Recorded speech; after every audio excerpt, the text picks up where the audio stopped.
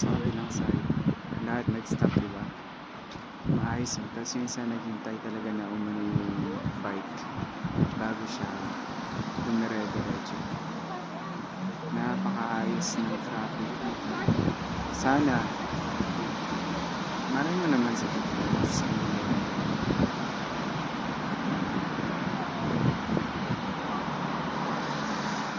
Bibigayan.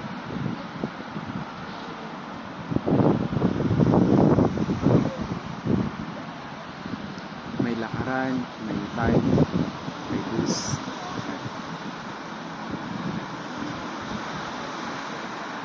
So, narito na po tayo sa may Rhine River. Pag dire-diretso yung Rhine River na yung makakarating po yun sa Worms.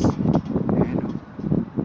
Mga restaurant sa loob mismo ng mga barko.